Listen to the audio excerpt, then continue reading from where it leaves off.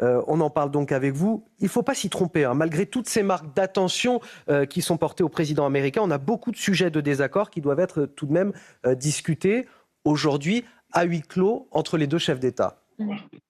Exactement, parce que quand on regarde les deux grandes économies du monde qui représentent déjà un tiers sur le PIB mondial, il faut qu'ils puissent trouver un accord. Et comme ce matin, dans la matinée en Chine, le président chinois Xi Jinping s'est entretenu au Grand Palais du Peuple avec le président américain Donald Trump, en visite d'État en Chine, il a souligné, le président Xi, je cite, « Il n'y a aucun vainqueur dans une guerre commerciale. La nature même des relations économiques et commerciales sino-américaines est celle d'un bénéfice mutuel et un gain partagé. » Il y a bien sûr des divergences, ils sont réels, mais il faut concentrer sur quelques principes d'accord. Bien sûr, il y a les divergences dans le commerce, les droits de douane, l'accès au marché, mais hier, les équipes économiques sont parvenues à un résultat, selon le président chinois Xi Jinping, qui a qualifié de globalement équilibré, donc c'est plutôt un signal positif.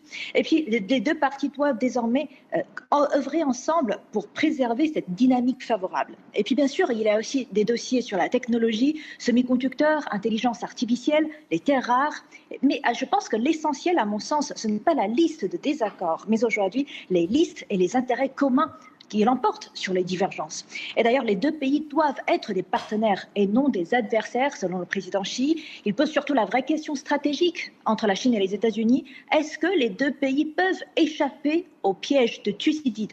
Donc, c'est le risque quasi mécanique de guerre entre une puissance montante, en l'occurrence la Chine, qui menacerait peut-être de supplanter une puissance dominante, donc les États-Unis, dans une thèse qui a été formulée par un professeur de Harvard en référence à l'histoire grecque Thucydide qui voyait dans la montée d'Athènes face à Sparte.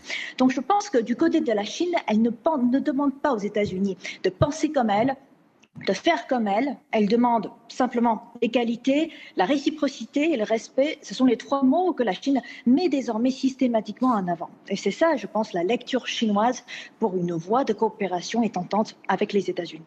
Le point de vue de Pékin avec Shan Weizheng, journaliste pour la télévision chinoise. Merci beaucoup d'être venu nous éclairer ce matin. On vous retrouvera d'ailleurs tout au long de cette matinale.